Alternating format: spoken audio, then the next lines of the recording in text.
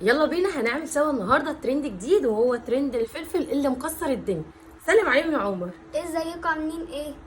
يلا، اول حاجه هما بيعملوا ايه؟ بنجيب الفلفل كده وبنبتدي نجيب اي نوع جبنه. انا جايبه فيتا عادي جدا، وهبتدي بسم الله هنقعد نملى الفلفل ده بالجبنه بالشكل كده، من جوه ومن بره اهو.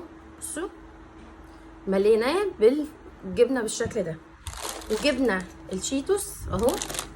طلع كده بقى يا عمر وناولني، وهنبتدي ناخد كده ونغرز كل الشيتوس، او بمعنى صح كاننا بننزل الجبنه جوه.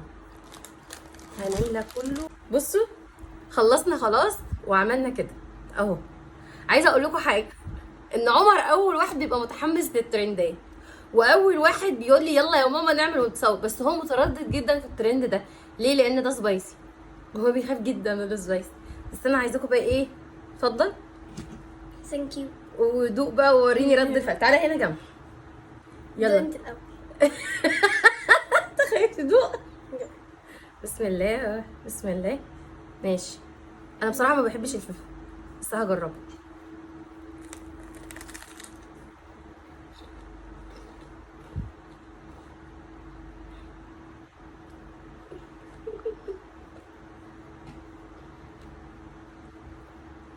لا لحظه، على فكره هو سبايسي، بس ثانيه.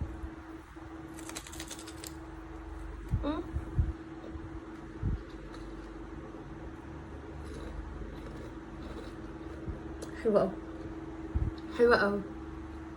جرب يا عمر، انا عن نفسي هجربه. حلوه قوي. تعالى هنا بقى وقف ودوق. يلا.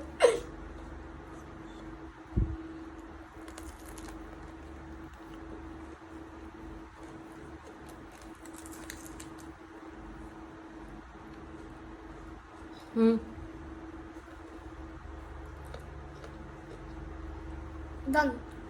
ضن. انت مطقم على فكره. ماشي.